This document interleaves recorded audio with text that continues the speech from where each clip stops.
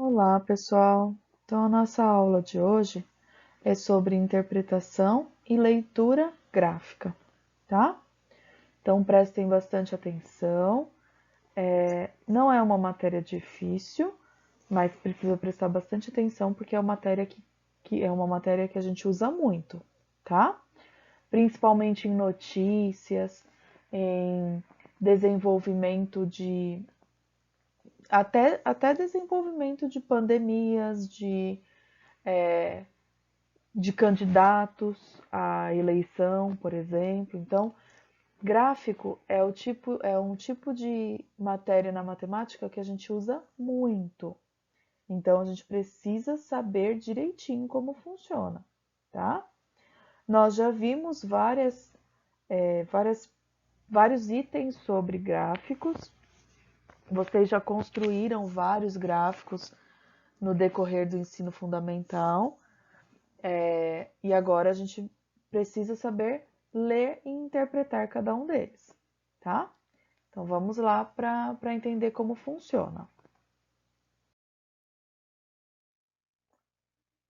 Bom, então eu tenho aqui, ó, um gráfico que é o que a gente chama de gráfico de barras, e são duas barras, que é o que a gente usa para comparar, tá?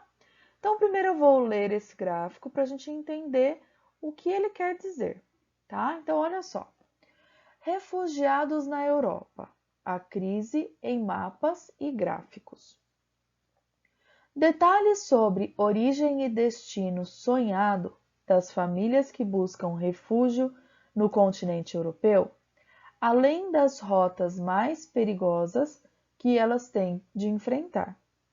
Então, tem aqui, ó, a solicitação de refúgio em países selecionados da Europa.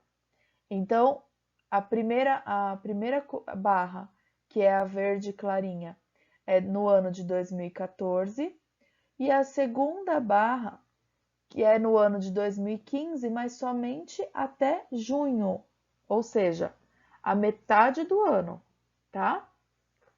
Então, reparem só, houve essa quantidade de pedidos para se refugiar na Austrália em 2014 e olha a quantidade de pedidos de refúgio em 2015 só até junho, ou seja, na metade do ano de 2015. Quase chegou a mesma quantidade, tá? De pedidos. Isso em 2014 inteiro, e a barra verde escuro é 2015, só os 6 primeiros meses. Olha na França. Na França, durante o ano inteiro de 2014, foi essa quantidade aqui da barra verde. Passou um pouco de 50 mil. Já a quantidade de pedidos na primeira metade de 2015 deu exatamente a metade do que 2014. Possivelmente, no ano de 2015 acabou ficando igual o número de pedidos de refúgio para a França, tá? Agora, olha a Alemanha. A Alemanha em 2014 foi bastante mais do que 150 mil pedidos, que é a barra verde. Claro. Olha a barra verde escuro.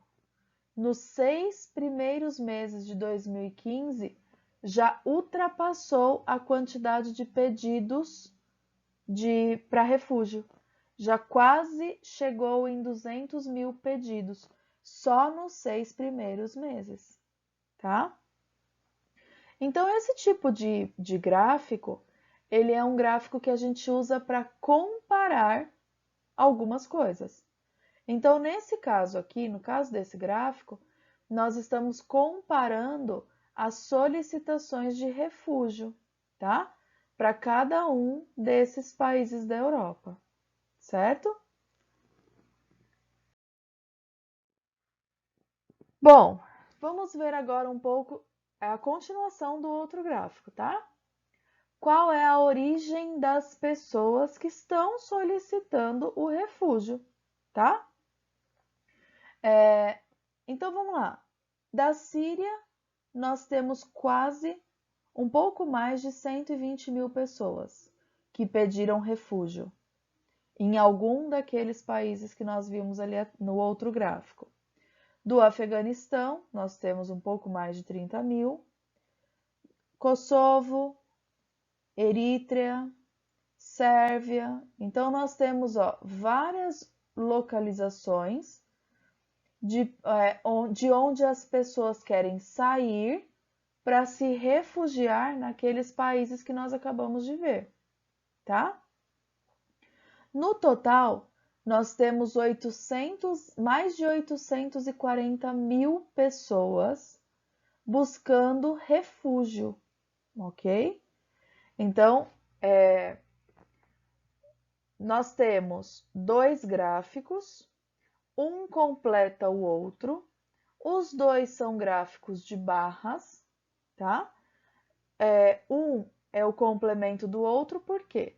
Porque em um nós temos as informações de quem pediu refúgio e onde gostaria de se refugiar, e no outro gráfico nós temos as informações de onde essas pessoas estão saindo, tá? Nós temos pessoas até da Rússia. Nós temos quase 30 mil pessoas saindo da Rússia e querendo abrigo em um dos países da União Europeia, tá bom? Bom, então nós temos esses dois gráficos e o que nós vamos dizer sobre eles? Vamos fazer uma análise um pouquinho mais profunda.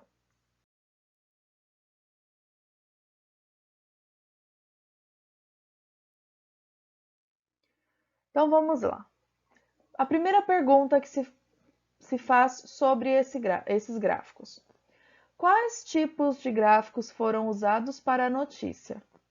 Foi a melhor escolha? Por quê? Bom, então os tipos de gráfico que a gente usou foi barras duplas para o primeiro gráfico e barras simples para o segundo gráfico. Será que foi a melhor escolha? Será que a escolha que nós fizemos, a escolha feita por usar o gráfico de barras duplas, foi boa? Foi boa. O gráfico de barras duplas foi boa porque nós estávamos comparando. O gráfico de barras simples para o segundo gráfico também não foi uma escolha ruim, não. Foi uma escolha boa. É uma escolha tranquila. O gráfico de barras, o gráfico de colunas são gráficos simples. Então, são sempre boas escolhas. Mas aí depende das outras informações que você colocar no seu gráfico, tá? Então, olha essa pergunta B aqui, ó. Você acha que são satisfatórios os números expressos nesses gráficos? Ele é claro quanto ao número de refugiados por país, seja de origem ou seja de destino? Explique. Então, olha só. No primeiro gráfico, nós tínhamos lá dos 150 mil pulava para o 200 mil. A próxima contagem já era o 200 mil. Então, a gente sempre se baseava assim. Para fazer essa conta, era ou um pouco mais de 150 mil ou quase chegou no 200 mil. Então, como a gente está falando de pessoas, que é um número importante, uma vida faz diferença, então não poderia ser com números tão longe um do outro assim.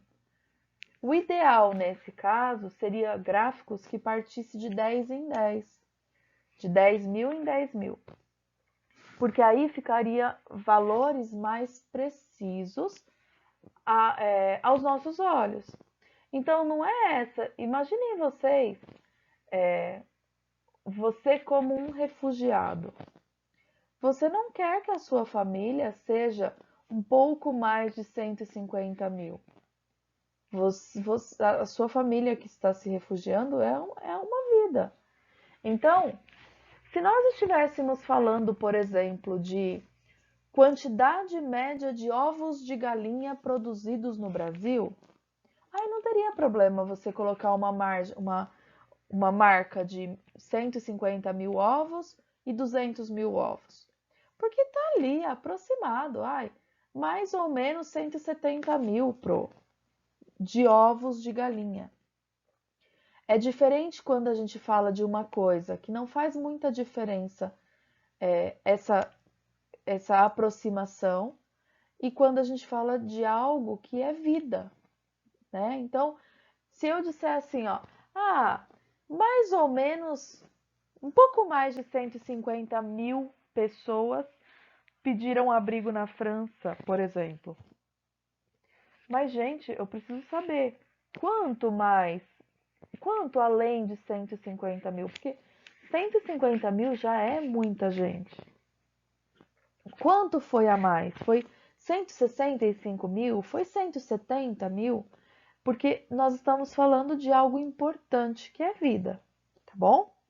Então, os dados desses gráficos estão um pouco imprecisos demais. Se eles tivessem mais precisão, seria melhor. Não que a escolha do gráfico, a barra dupla, tenha sido ruim. O que ficou ruim foi a escala que foi usada, tá? Na minha opinião, de 10 em 10 mil ficaria mais visual. Ai, de 5 em 5 mil não era melhor? Mais perfeito ainda. É que nós precisamos pensar que a gente teria que montar um gráfico até o 200 mil. Então, de repente, de 5 em 5 mil é muito número para colocar. Mas seria mais perfeito se fosse mesmo de 5 em 5 mil. Nós temos que tomar o seguinte cuidado sempre.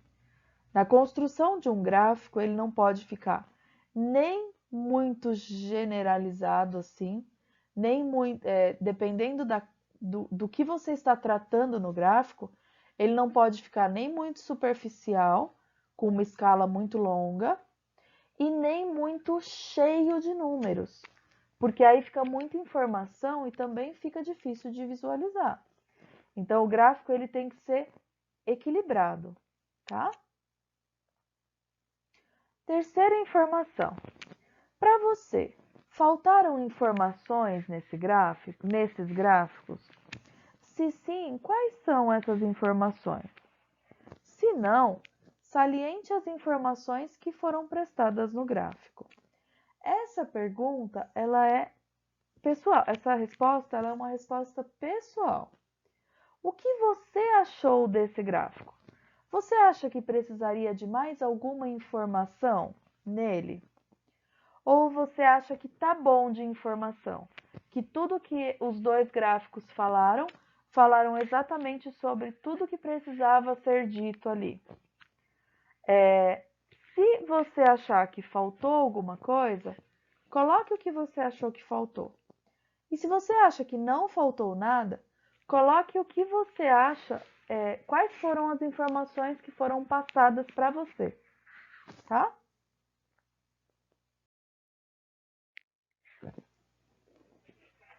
Então, vamos ver aqui, a gente já analisou um gráfico, já viu quais são os pontos positivos e os pontos negativos que esse gráfico que a gente mostrou de exemplo tinha, que esses gráficos tinham.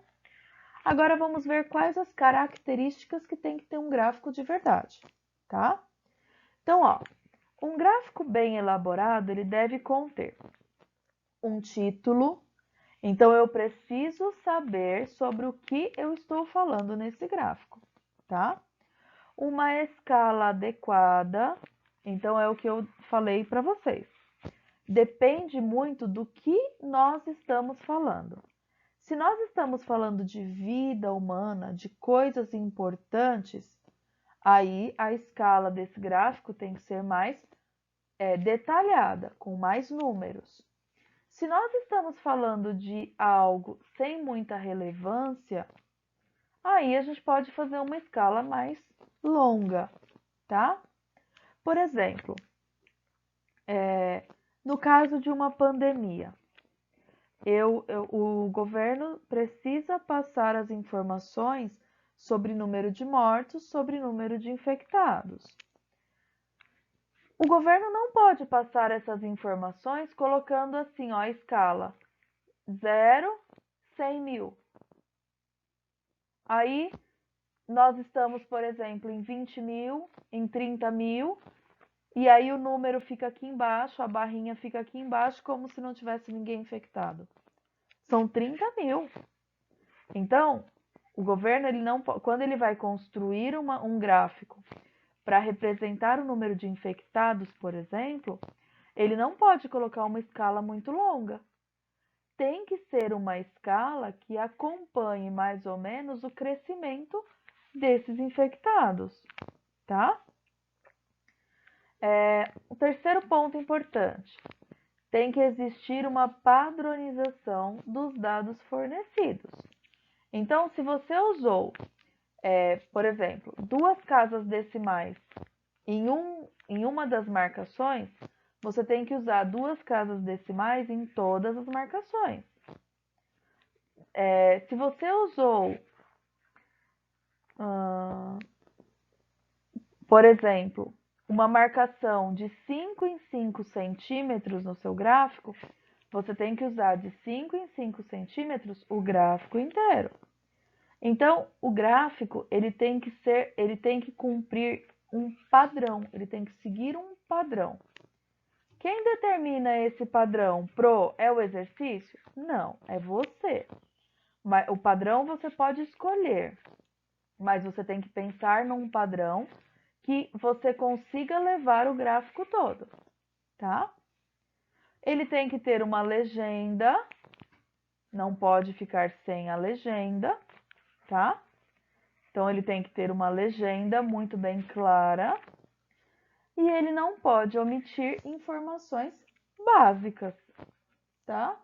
É como o que eu acabei de dizer sobre as informações, por exemplo, de uma pandemia. Eu não posso colocar lá um gráfico que comece no 0 e a próxima marcação seja os 100 mil e dizer, hoje teve 1.000 mortos. Aí colocar uma barrinha bem pequenininha aqui, porque o 1.000 perto dos 100 mil está muito longe mesmo. Para que as pessoas batam o olho e pensem, não morreu quase ninguém. 1.000 mortos é muita coisa, tá? Então, não omitir informações básicas é uma das regras para um gráfico bem elaborado, ok?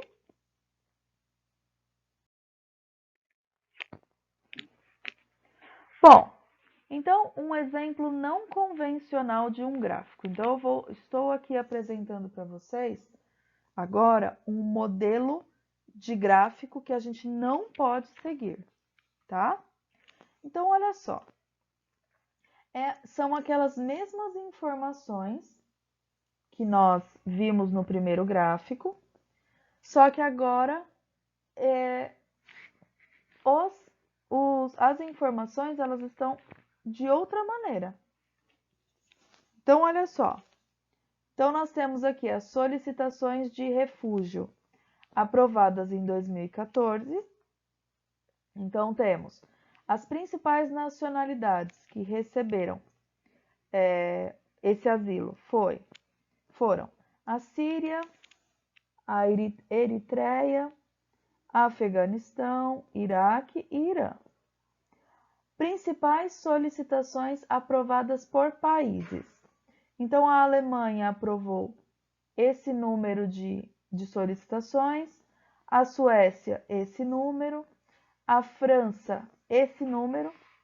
Aí eu pergunto para vocês, que número é esse? 24,64? Será que significa que entrou 20 pessoas e mais 0,64 da próxima? Ou seja, não entrou uma pessoa inteira aqui? Então, reparem, vamos analisar alguns pontos. E esse ponto aqui, desse número, é um ponto muito importante. Então, olha só, o primeiro ponto que a gente vai analisar. Esse tipo de gráfico não é convencional, primeiro porque só classifica os países que mais aceitaram solicitações. Mas não foram só esses países que aceitaram, porque quando a gente soma esses valores aqui, eu não chego nesse valor aqui. Então, esse gráfico aqui está completamente sem sentido, tá? Esse jeito de montar o gráfico, na minha opinião, está completamente sem sentido. Segundo ponto, é isso que eu acabei de falar. Os 6 países juntos, eles somam só 151 mil, um pouco mais de 151 mil. E o total foi mais de 184 mil solicitações. Isso significa que para onde é que foi as outras 32 mil pessoas que também pediram refúgio e que também foram aceitas? Porque todas essas aqui foram aprovadas, tá? Então, eu teria que ter, no mínimo, mais uma bolinha aqui representando os outros países, com esse número, 32.510. No mínimo, para que esse gráfico estivesse um pouco mais aceitável, digamos assim, tá? E o terceiro ponto, 20,64, 20,63, da França e da Itália. Que números são esses? O que significa esses números? Para começar, não existe nós usamos o ponto que separa as classes de números. Então, eu teria que ter 3 números, 3 algarismos aqui, que é o que representa a unidade, dezena e centena. Ou seja, esse número aqui era para ser 20.640 e 20.630. Eles tiraram, aqui no gráfico, eles tiraram o zero daqui e o zero daqui. Esse número ficou completamente fora do padrão que nós usamos. E isso dificulta muito a nossa leitura. Até entender que esse número aqui é o 20.640 e esse número é o 20.630, nós já levamos um tempão, tá? Então, esse é um tipo de gráfico que a gente chama de gráfico não convencional. Ô, Pro, mas é um gráfico errado? Digamos que não é que está completamente errado. Estão faltando informações importantes e, por isso, ele é um tipo de gráfico que a gente não deve usar, tá? Eu vou pegar os mesmos dados e vou colocar num gráfico agora, num gráfico convencional, num gráfico que a gente deve usar. Reparem como as informações ficam muito mais claras. Olha só, aqui eu tenho a quantidade de refugiados em toda a União Europeia em 2014, e aqui eu tenho essa mesma quantidade de refugiados, só que divididos em países. Ó, essa quantidade de pessoas foi para a Alemanha, então já dá para perceber que a Alemanha foi quem refugiou mais, quem aceitou mais. Logo depois vem a Suécia, que tem um pedaço um pouco menor do que a Alemanha. Os outros países todos juntos é a próxima fatia, um pouquinho menor do que a Suécia. Tá vendo? Dá para a gente identificar fácil qual é o que refugiou mais, qual é o que foi um pouco menos, um pouco menos. Até chegar na França e na Itália, que estão praticamente iguais. E Suíça e Grã-Bretanha também estão com valores praticamente iguais de refugiados. Então, nós temos aqui, ó, uma legenda muito bem feita e muito clara, por cores. Então, a corzinha azul clara é a Alemanha, a corzinha cinza grafite são os outros países. Se nós somarmos todos esses países aqui, a quantidade de refugiados, nós chegamos no total de refugiados, porque o gráfico inteiro está dividido, não sobra nada. Então, esses detalhes que a gente está vendo aqui são o que faz a diferença no nosso gráfico, tá? Então, são alguns detalhes que quando a gente pensa, fala assim, ai, mas o outro também não parecia tão complicado. Mas quando a gente vê um bem organizadinho, a gente percebe o quanto o outro estava difícil de entender, tá?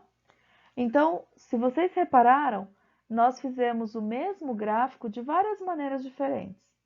Primeiro barras duplas, barra simples, depois um jeito não convencional, mas foi sempre as mesmas informações. E agora um gráfico organizadinho, um gráfico bem distribuidinho, tá? Então, eu espero que vocês tenham conseguido lembrar de tudo que nós vimos de gráfico até agora. Vocês já fizeram todos esses gráficos, já construíram todos esses gráficos, barras duplas, barras simples, setores. Todos esses gráficos já foram construídos por vocês. E nos exercícios agora dessa semana, a gente vai analisar esses gráficos. Construir o gráfico, medir o gráfico e construir é uma coisa. Analisar o gráfico é outra totalmente diferente. Tem que prestar muita atenção, tá bom? Bom, então agora é a vez de vocês. Peguem a lista de exercícios, caprichem, prestem muita atenção na leitura de cada exercício e na interpretação de cada exercício, tá bom? Beijos e até a próxima aula.